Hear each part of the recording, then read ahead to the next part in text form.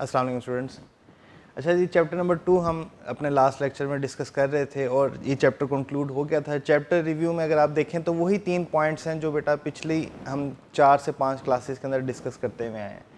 वो क्या क्या, सबसे पहले नंबर पे आपने अपॉइंटमेंट का तरीक़ाकार देखा कि सबसे पहले नंबर पे तो टेंडरिंग प्रोसेस क्या है, इसकी अंडरस्टैंडिंग थोड़ी सी ली। फिर उसके बाद हमने कहा कि जी नेक्स्ट पॉइंट हमारे पास है एथिकल मैटर्स क्या होंगे रिगार्डिंग प्रोफेशनल अपॉइंटमेंट। क्या हमने प्रीडिसेसर ऑडिटर को कांटेक्ट करना होता है?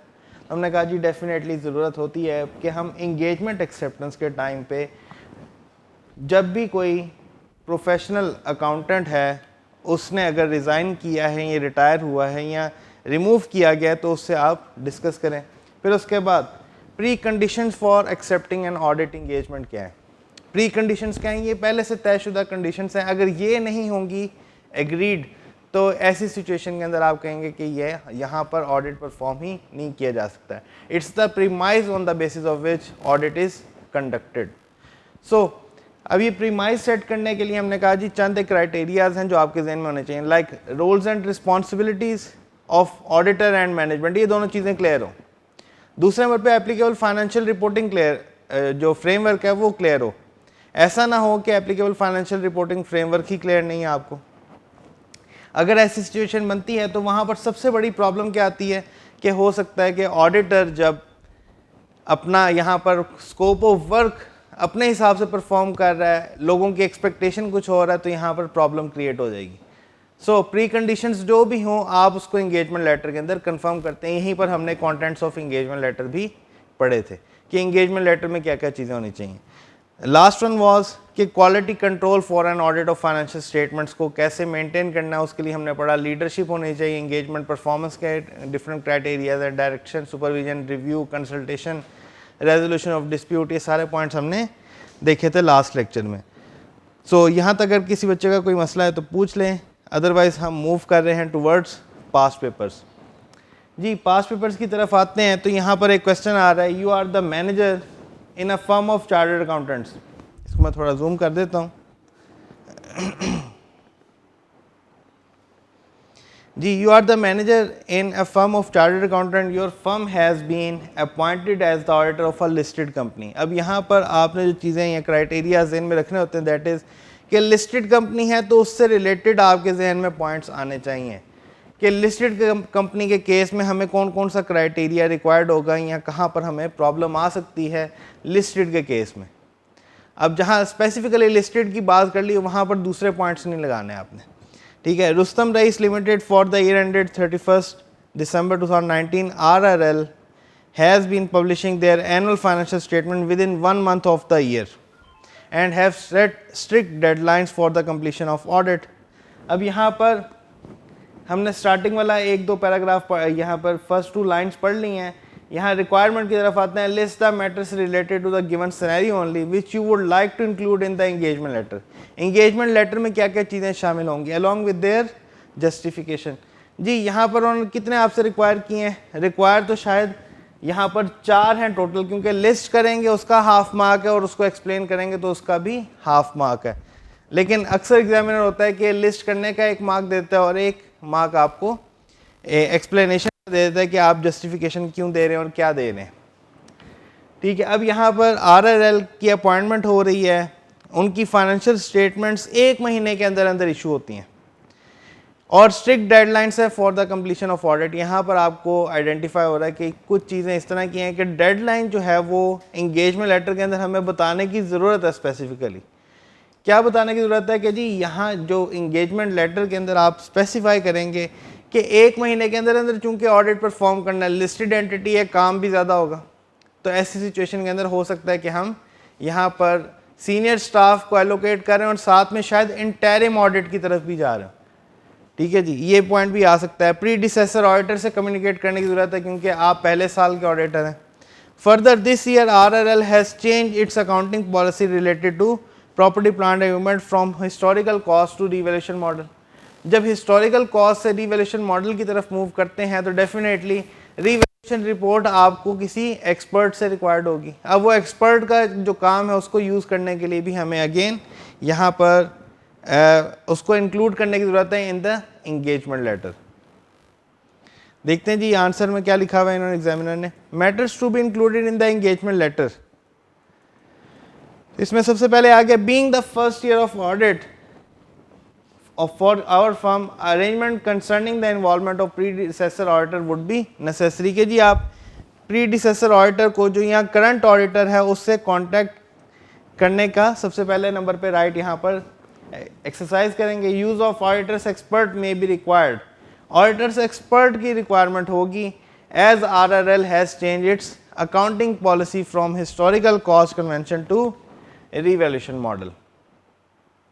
फिर उसके बाद ड्यू टू स्ट्रिक्ट डेडलाइन, यहाँ पर सबसे बड़ी चीज़ जो यहाँ पर प्रॉब्लमेटिक हो सकती है वो ये है कि आपको कह दिया जाए कि जी 1 महीने के अंदर अंदर हमने ऑडिट रिपोर्ट और फाइनेंशियल स्टेटमेंट्स जो हैं ये पब्लिश करनी है जी। अब यहाँ पर हो सकता है कि आपको उस तरह से उस स्पीड से डाटा ही अवेलेबल ना किया जा रहा हो। आप कहते हैं इंगेजमेंट लेटर में स्पेसिफिकली लिखते हैं कि भाई मैनेजमेंट हमें तमाम data along with financial statement timely basis पर प्रोवाइड करेगी to allow for the completion of audit in accordance with the propose time table.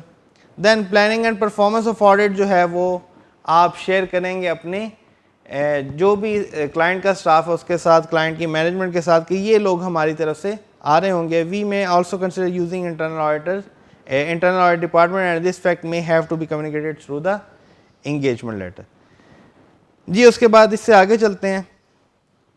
Question number 2 आ रहा है हमारे पास, state the matter which an auditor should consider to establish whether preconditions for an audit are present. Preconditions जैसे अभी थोड़ी देर पहले हमने discuss किया चैप्टर रिव्यू के दौरान कि यहाँ पर प्री कंडीशन से मुराद कौन कौन सी चीज़ें, हमने कहा जी एप्लीकेबल फाइनेंशियल रिपोर्टिंग फ्रेमवर्क है, ड्यूटीज़ ऑफ ऑडिटर और राइट्स ऑफ ऑडिटर्स पर एग्रीमेंट कर लिया जाए, खासकर राइट्स पे कि जी डाटा अवेलेबल किया जाएगा और जिन लोगों से हमने इंफॉर्मेशन ऑब्टेन करनी है वो अवेलेबल किए जाएंगे, हमसे कोई चीज़ इस तरह से कंसील नहीं की जाएगी that is relevant for the audit of financial statements. तो वो पॉइंट्स हम यहाँ सारे लिख रहे होंगे। To establish if the preconditions for an audit are present, the auditor shall जी सबसे पहले establish if the financial reporting framework to be used in the preparation of financial statements is acceptable। financial reporting framework सबसे ज़्यादा ज़रूरी चीज़ है। Then obtain an agreement from management that it acknowledges and understand its responsibility। like financial statement prepare करने की responsibility management ने लेनी है कि जी फाइनेंशियल स्टेटमेंट प्रिपेयर करना इन accordance with applicable financial reporting framework, ये मैनेजमेंट की रिस्पॉन्सिबिलिटी है। इंटरनल कंट्रोल्स, अगेन यहाँ पर ड्यूटीज़ ऑफ मैनेजमेंट की हम बात करें कि यहाँ जो इंटरनल कंट्रोल्स हैं वो डिज़ाइन करना, डेवलप करना, ये इनकी रिस्पॉन्सिबिलिटी है जी। To provide the auditor with all relevant information and unrestricted access to the personnel. तो ये सारे पॉइंट्स भी यहीं पर आ गए। यहाँ से बेटा आपके 5 मार्क्स जो हैं वो जी 5 मार्क्स जो हैं ये जस्टिफाई हो जाएंगे। फिर उसके बाद हमारे पास नेक्स्ट क्वेश्चन आ रहा है स्प्रिंग 17 का क्वेश्चन नंबर 6 है, list any 4 situations that may require revision in the terms of audit engagement letter. ये वो हमारा पॉइंट है जहाँ पर हमने डिस्कस किया था कि एंगेजमेंट लेटर के अंदर कौन कौन सी सिचुएशन में चेंज आ सकती है। एक पहले मैं बताता हूँ, उसके बाद आप नोट करें, उसके बाद जो भी आपके ज़हन में आते हैं पॉइंट्स वो लिखें और उसके बाद हम यहीं से ही आगे डिस्कस कर रहे होंगे जी। पहली सिचुएशन हमने कहा जी change in ownership. Ownership structure organization का चेंज हो जाए तो हम कहते हैं कि जी एंगेजमेंट लेटर में मे बी रिवीजन रिक्वायर्ड हो। उसके बाद वाले 3 पॉइंट्स लिखें, फिर उसके बाद यहीं से आगे चलते हैं। अच्छा, अब यहाँ पर टर्म्स ऑफ ऑडिट एंगेजमेंट की अगेन हम बात करते हैं, रिकॉर्डिंग से वापस आ गए जी। List any 4 situation that may require revision in the terms of audit engagement letter. तो अब यहाँ पर एक सिचुएशन मैंने बताई, ऑनरशिप स्ट्रक्चर चेंज हो गया। अब यहाँ पर आप ऑर्गेनाइजेशन की मेन आइटम्स को ही लिस्ट कर लें। चेंज इन की management personnel is also reason कि आप एंगेजमेंट लेटर को रिवाइज करने का सोचते हैं। कोई पहले आपने आइडेंटिफाई किया कि जी इनके साथ जो हमने एंगेजमेंट लेटर पहले कम्युनिकेट किया था, अब आज वही एंगेजमेंट लेटर जब इनके साथ डिस्कस किया जाता है तो ये कहते हैं नहीं सर इसमें ये बात तो लिखी नहीं थी। आपने कहा जी हमने मज़ीद क्लैरिटी देनी है या मिसअंडरस्टैंडिंग को दूर करना है, तो हम कहते हैं एंगेजमेंट लेटर रिवाइज कर दें, उसमें बात को ज़्यादा खोल के बयान कर दें, ज़्यादा बेहतर तरीके से एक्सप्लेन कर दें। तो ऐसी सिचुएशन में आप हो सकता है एंगेजमेंट लेटर दोबारा दे रहे हो। लीगल और रेगुलेटरी रिक्वायरमेंट्स चेंज हो गई हैं, हम कहते हैं जी इस तरह की सिचुएशन में भी अगेन आपने इंगेजमेंट लेटर को चेंज कर देना है। इसके अलावा भी पॉइंट्स हैं, बहरहाल 4 पॉइंट्स अभी हमने डिस्कस कर ली। Any indication that the entity misunderstands the objective and scope of the audit, ये वो सिचुएशन है जहां पर एक्चुअली इंगेजमेंट लेटर अगर आप रिवाइज नहीं कर रहे तो सबसे ज़्यादा प्रॉब्लम है। क्यों? इंगेजमेंट लेटर आपने जो पहले सबमिट किया, मैनेजमेंट को समझ ही नहीं आ रही कि इसमें उनकी रिस्पॉन्सिबिलिटी क्या है और आपकी क्या है, आपका स्कोप ऑफ वर्क क्या है। अब इस तरह की सिचुएशन और आप इंगेजमेंट लेटर को रिवाइज नहीं कर रहे तो इसकी वजह से आगे चल के प्रॉब्लम हो सकती है प्रैक्टिकल फील्ड में भी। ठीक है जी। एनी रिवाइज्ड और special terms of the audit, जी कोई नई टर्म्स इंक्लूड करनी है, ये हमने पॉइंट अभी नहीं था पढ़ा, यहाँ डिस्कस नहीं था किया, लेकिन बहरहाल यहाँ पर आ गया। नेचर और size of entities business, recent change in senior management और ऑनरशिप, तो ये सारे पॉइंट्स बेटा इसके अंदर आ जाते हैं। फिर उसके बाद है जी हमारे पास discuss the course of action, ये स्प्रिंग 17 का क्वेश्चन नंबर 6 है, इसका पार्ट सी। चैप्टर 2 के क्वेश्चंस बेटा आते 3 से 4 मार्क्स 5 मार्क्स के ही हैं, लेकिन ये इंतहाई इंपॉर्टेंट होते हैं बिकॉज इसमें बेसिक कॉन्सेप्ट ही डिस्कस किया होता है, बहुत ज़्यादा कोई डिटेल में नहीं जाते, लेकिन ये है कि आप बुलेट पॉइंट्स हैं ज़्यादातर अभी तक जितने भी हमने क्वेश्चंस किए यहाँ अगर हम गौर करें तो बुलेट पॉइंट्स ही थे ज़्यादातर, और ये वो बुलेट पॉइंट्स हैं जो आपको वैसे ही ज़ुबानी याद हो चुके हैं। कि मिसाल के तौर पे यहाँ पर फर्स्ट ईयर ऑफ ऑडिट है तो हमने प्रीडिसेसर ऑडिटर से कांटेक्ट करना है, अकाउंटिंग पॉलिसी चेंज हुई तो हमें एक ऑडिटर एक्सपर्ट की यूज़ पड़ेगी, स्ट्रिक्ट डेडलाइन है तो हम ये करेंगे। यहाँ पर ये देखें तो ज़्यादातर बुलेट पॉइंट्स के थ्रू चल रहा है। क्वेश्चन नंबर 1 भी इसी था, 2 भी ऐसे था, 3 भी ऐसे, 4 भी ऐसे है, यहाँ 5th में सिर्फ एक पॉइंट है, अदरवाइज आगे भी देखें तो बुलेट पॉइंट्स ही ज़्यादातर चल रहे हैं। सो इस चैप्टर के जो क्वेश्चन हैं वो इस लिहाज से बहुत बेहतर हैं कि आपको ईजी मार्क्स मिल जाते हैं यहाँ से। सो चैप्टर 2 अगर किसी बच्चे का वीक हो तो ये एक मुनासिब बात नहीं है, ये इंतहाई इजी चैप्टर था, कोई इशू है इसमें तो आप लोग ज़रूर पूछें, लेकिन यहाँ पर इस तरह से इस चैप्टर को बुलाना नहीं है कि एग्ज़ाम में छोटे छोटे मार्क्स यहाँ से मिल रहे होंगे और यही मार्क्स आपको एग्ज़ाम में पास करवा रहे होते हैं। लाइक 46-47 पे एक बच्चा आ रहा था और उसको अगर चैप्टर 2 के क्वेश्चन आते थे, उसने वो 4 बुलेट पॉइंट्स लिखे, वो 50 या 51 पे पहुँच गया। ठीक है, यानी लाइक पास तो हो गया ना वो यहाँ पर। तो बेहतर ये है कि आपको इस एरिया के कॉन्सेप्चुअली चीज़ें याद हों ज़ुबानी, और बाकी जो है वो लिखना आता हो तो थोड़ा बहुत आप कर ही लेंगे मार्क्स स्कोर यहाँ से। अच्छा जी, 4 सिचुएशंस, ये वाला पॉइंट हमने कर लिया था। Discuss the course of action which may be adopted by the auditor if preconditions of audit are not present. जी कोर्स ऑफ एक्शन क्या लेंगे जब preconditions of audit present ही नहीं है? तो हम अपना पिछला नॉलेज रिकॉल करते हैं कि preconditions for an audit are the premise on which the audit is conducted. अब रिस्पॉन्सिबिलिटी यहाँ पर मैनेजमेंट ने ली ही नहीं, प्री कंडीशंस अवेलेबल ही नहीं, applicable financial reporting framework define ही नहीं हुआ या डिसाइड ही नहीं किया अभी तक कि किसके मुताबिक ऑडिट करना है। अब ये काफ़ी मसले वाली चीज़ है।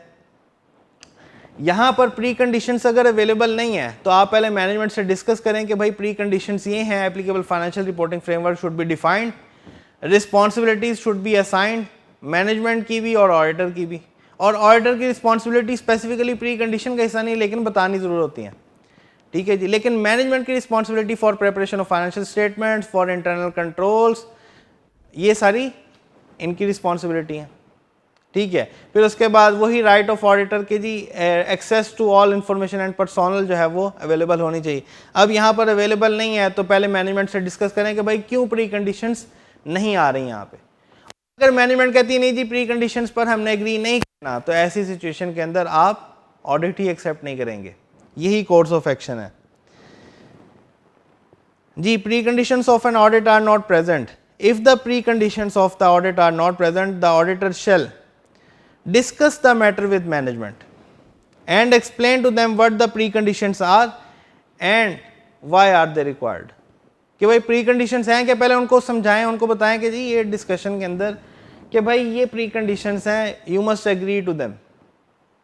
फिर उसके बाद अगर मैनेजमेंट नहीं मानती, unless it is required by law और रेगुलेशन कि भाई आपने ऑडिट लाजमी करना है, तो the auditor shall not accept the proposed audit engagement.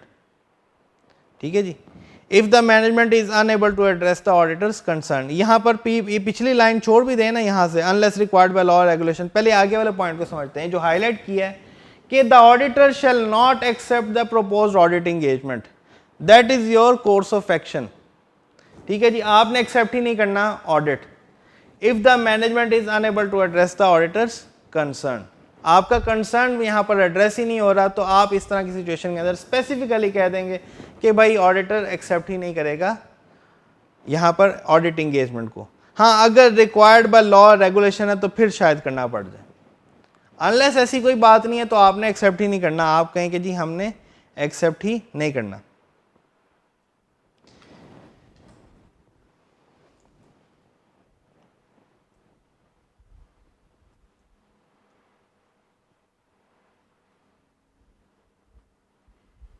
जी, इसी में मजीद क्वेश्चंस हैं, वो भी हम परफॉर्म करते हैं।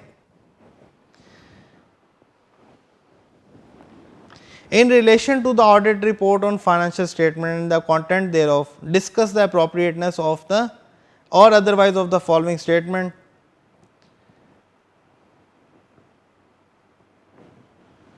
जी, यहाँ पर स्पेसिफिकली लिखा गया कि ये स्टेटमेंट आपने आइडेंटिफाई करनी है। Management is only responsible for preparation of financial statement in accordance with the financial reporting framework and for such internal controls as management determines are necessary to enable the preparation of financial statement that are free from material misstatement whether due to fraud or error।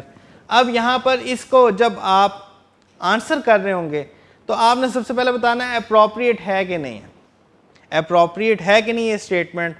तो सबसे पहले आपने यहाँ पर responsibility identify की कि preparation of financial statement, हाँ ये भी है, इंटरनल कंट्रोल्स भी है। इसके अलावा क्या कोई रिस्पॉन्सिबिलिटी है, क्योंकि यहाँ पर इन्होंने स्पेसिफिकली क्या लिख दिया, ओनली रिस्पॉन्सिबल। ठीक है जी, उसने कहा फाइनेंशियल स्टेटमेंट प्रिपेयर करने की और इंटरनल कंट्रोल बनाने की, क्या इसके अलावा और किसी चीज़ की रिस्पॉन्सिबिलिटी नहीं है। अभी हम लास्ट क्वेश्चन के अंदर ये डिस्कस कर रहे थे कि मैनेजमेंट की ही रिस्पॉन्सिबिलिटी है यहाँ पर क्लाइंट का जो डाटा अवेलेबल करवाना है, और दूसरे नंबर पर पर्सोनल की अवेलेबिलिटी, ये भी इनकी रिस्पॉन्सिबिलिटी है। एंटिटी गोइंग कंसर्न है कि नहीं है, ये चीज़ असेस करना भी इनकी रिस्पॉन्सिबिलिटी है। ऑडिटर को टाइमली डाटा प्रोवाइड करना, यहाँ पर अनड्यू इन्फ्लुएंस ना करना, ये भी इनकी रिस्पॉन्सिबिलिटी है। यहाँ पर ये 3 मार्क्स लिखे हुए थे, तो आप 1 पॉइंट भी लिखते हैं या 2 पॉइंट भी लिख दें और उसको थोड़ा सा एक्सप्लेन कर दें तो सफिशेंट है। The statement is not appropriate as management is also responsible for assessing the entity's ability to continue as a going concern and whether their use of going concern basis of accounting is appropriate as well as disclosing if applicable matters relating to going concern। अब ये going concern होती क्या है कि एक entity जो है, like accounting में आपने थोड़ा सा इसको पढ़ा होगा कि क्या एंटिटी अगले 12 महीने तक ऑपरेशनल रहेगी। अगर entity as of today, like जब आप ऑडिट परफॉर्म कर रहे हैं ईयर एंड के बाद, उसके टाइम पे आपने देखा कि क्या आज की डेट से अगले 12 महीने तक एंटिटी गोइंग कंसर्न है, ऑपरेटिंग पोजीशन में ही होगी, इसकी एक्टिविटीज़ जो हैं वो ऑपरेशनल ही रहेंगी। अगर इस तरह की सिचुएशन है तो आप कहते हैं जी entity is a going concern.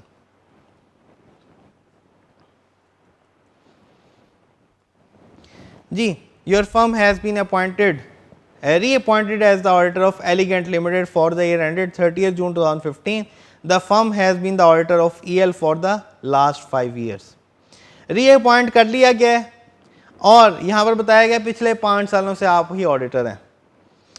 Ji, how would you assess whether it is necessary to send an engagement letter to EL for the year ended 30th June 2015? कि जी 30 जून 2015 का जो आपने engagement letter भेजना है वो ज़रूरी है भी कि नहीं। अब यहाँ पर वही पॉइंट्स जो अभी हम डिस्कस करके हैं एंगेजमेंट लेटर में, आपने देखना होता है कि रिवीजन या दोबारा सेट करने की ज़रूरत है, तो वही पॉइंट चेंज इन की मैनेजमेंट और ऑनरशिप, लीगल और रेगुलेटरी रिक्वायरमेंट्स में कोई चेंज आ गई, ये सारे पॉइंट्स जो हम अभी पीछे पढ़ के हैं तो वो सारे यहाँ लिख रहे होंगे। State how would you proceed if EL request your firm to change certain terms of engagement. वो टर्म्स हैं किस तरह की, आर दी स्पेशल टर्म्स, ऐसा तो नहीं है स्कोप को चेंज कर रहे हैं। अगर तो स्कोप ऑफ वर्क को चेंज कर रहे हैं या ऑडिटर की रिस्पॉन्सिबिलिटी बढ़ा रहे हैं other than those that are defined in the standard. Standard में जो था आपने उसके मुताबिक काम करना, कोई मसला नहीं। स्टैंडर्ड वाली रिस्पॉन्सिबिलिटीज़ को मजीद एलेबोरेट करें, कोई मसला नहीं। लेकिन इन केस अगर कोई रिस्पॉन्सिबिलिटीज़ इस तरह की ऐड करें कि फाइनेंशियल स्टेटमेंट भी अब आपने प्रिपेयर करके देनी है एज ऑडिटर, तो प्रॉब्लम है। अब आप कहेंगे कि जी ये चीज़ एक्सेप्टेबल नहीं होगी। जी, in determining the need to send an engagement letter the firm should assess whether, क्या कोई इस तरह के सर्कमस्टांसेस हैं कि रिवीजन की ज़रूरत पड़ गई, या मैनेजमेंट को existing terms of engagement remind करवाने के लिए कर रहे हैं। तो ये फैक्टर्स हैं आपके पास। अगर कोई मिसअंडरस्टैंडिंग है ऑब्जेक्टिव और स्कोप ऑफ ऑडिट में, तब ऐसा करें। रिवाइज और स्पेशल टर्म्स ऑफ एंगेजमेंट आ गए, तब ऐसा करें। Recent change of senior management, ownership और नेचर और size of entities, business, legal और रेगुलेटरी रिक्वायरमेंट में कोई चेंज आई है, अदर रिपोर्टिंग रिक्वायरमेंट में कोई चेंज आई है, तो तब आप ऐसा कर रहे होंगे। We would consider whether the request is reasonable, जी रीजनेबल है तब करेंगे, अदरवाइज नहीं करेंगे। If the request is reasonable then revise terms should be agreed and recorded in engagement letter. If the request is unreasonable, we should discuss the matter with management, and if the management agrees with our viewpoint, then there is no need to for amend the engagement terms. If we are unable to agree to the changes and management also does not agree with our viewpoint, then we would consider withdrawing from the engagement and consider whether there is any obligation to report the circumstances to those charged with governance, owners or regulators. जी, अब questions को यहीं पर हम stop करते हैं, इससे आगे चलते हैं। जी, चैप्टर 3 का एक ब्रीफ ओवरव्यू अंडरस्टैंडिंग वो पहले लेते हैं, उसके बाद चैप्टर 3 इंशाल्लाह नेक्स्ट लेक्चर में कर रहे होंगे। प्लानिंग एंड रिस्क असेसमेंट, सिर्फ इतना ही पॉइंट्स हम समझते हैं अभी कि प्लानिंग एंड रिस्क असेसमेंट है क्या। What is the meaning of planning and risk assessment. हम कहते हैं जी जिस टाइम पर आपने प्लान कर लिया ऑडिट करना है, अब यहाँ पर आपने इनिशियली डिसाइड कर लिया हुआ है कि भाई हमने ऑडिट परफॉर्म करना। ना how to plan the audit, ये चीज़ हमने यहाँ पर सीखनी। और डेफिनेटली जब आप कोई चीज़ प्लान कर रहे होते हैं तो आप उसके लिए रिस्क असेसमेंट भी परफॉर्म करते हैं। ये इसी तरह से जैसे मिसाल के तौर पे आपने प्लान कर लिया ट्रिप, कोई सी भी जगह आप सिलेक्ट कर लें, लाइक स्वात कर लें। जी, आपने कहा जी हमने स्वात जाना है, इसका ट्रिप प्लान कर रहे हैं। अब यहाँ पर कॉन्सेप्चुअल फ्रेमवर्क जो हमारी ऑडिट की टाइमलाइन चल रही थी, इसमें हमने 4 ग्रिड्स टोटल या 4 एरियाज टोटल कवर किए थे। नंबर 1 वाज कॉन्सेप्चुअल फ्रेमवर्क, वो आज कंप्लीट हो चुका है अलॉन्ग विथ प्रैक्टिस। दूसरा पॉइंट है हमारे पास कि जी अब जब आपने कॉन्सेप्चुअल फ्रेमवर्क के अंदर डिफाइन कर लिए कि भाई हम कर सकते हैं ये काम, हम ऑडिट परफॉर्म कर सकते हैं, हमारे राइट्स एंड ड्यूटीज़ डिफाइन हो गई हैं, एक्सेप्टेंस का हमें तरीका बता दिया गया, एथिक्स का हमें बता दिया गया। अब यहाँ पर नेक्स्ट स्टेप है कि भाई अब इसको प्लान करना है। So same goes with the plan of trip to Swat. तो आपने कहा जी ये ट्रिप जो जाना है, हमने ये तो डिसाइड कर लिया कौन कौन लोग जा रहे होंगे, ठीक है। जिन जिन लोगों ने पैसों का आपको एग्री कर लिए कि हाँ जितने भी पैसे होंगे हम पे कर देंगे और हम आपके साथ जाएंगे। अब यहाँ पर आपने नेक्स्ट स्टेप स्टार्ट किया प्लानिंग का। अब एज्यूम कर लें कि जी ईद हॉलीडेज़ आ रही हैं, तो सबसे बड़ा प्रॉब्लम क्या है, आपने कहा जी रास्ते बहुत ज़्यादा इस टाइम पर रश पड़ जाएगा वहाँ पे, क्योंकि डेफिनेटली ये जो ज़्यादातर लोग हैं फिर मूव कर रहे होते हैं टुवर्ड्स नॉर्दर्न एरियाज़। तो अब यहाँ पर सबसे बड़ा इशू क्या है, आपने कहा जी प्लानिंग इस तरीके से करो कि हम वहाँ जल्दी पहुँच जाएँ ताकि हम ट्रैफिक में ना फंसें। अब ये रिस्क था जो आपने आइडेंटिफाई किया। इस एग्जाम्पल को आपने इस तरह से आइडेंटिफाई करना है कि रिस्क किस चीज़ का था। हमने कहा जी रिस्क ये था कि टाइमली ना पहुँच सकें, उसके अकॉर्डिंगली प्लान करें। तो अब प्लानिंग एंड रिस्क असेसमेंट में हमने भी यही पढ़ना है कि भाई इन केस अगर ऑडिट परफॉर्म किया जा रहा है, आपने डिसाइड कर लिया कि भाई अब हमने इस एंटिटी का ऑडिट करना है, तो पहले रिस्क असेस करें, एनालाइज करें एंड देन उसके अकॉर्डिंगली प्लान करें। ये चीज़ हम चैप्टर 3 में पढ़ रहे होंगे और इससे आगे भी अभी एक आधे चैप्टर के अंदर इसी में मज़ीद डिस्कशन भी होगी कि रिस्क असेसमेंट से रिलेटेड आप क्या क्या काम मज़ीद कर सकते हैं, प्लानिंग किस तरह से कर सकते हैं, एंड देन उसके बाद फिर हम अपनी एग्जीक्यूशन फेज़ में चल पड़ेंगे। चैप्टर 3 का एक क्विक ओवरव्यू तो यही था कि इसके अंदर प्लानिंग एंड ऑडिट को हम डिस्कस करेंगे कि प्लान कैसे होता है ऑडिट, बिजनेस को अंडरस्टैंड करना क्यों ज़रूरी है और मटीरियलिटी किस चीज़ को कहते हैं, and then what is the meaning of audit risk. ठीक है जी, यहाँ पर अब डिस्कशन कर रहे होंगे हम नेक्स्ट लेक्चर में। कोई क्वेश्चन हो तो पूछ लीजिएगा, क्लास यहीं पे ही ऑफ कर रहे हैं हम। ठीक है जी, अल्लाह हाफिज़।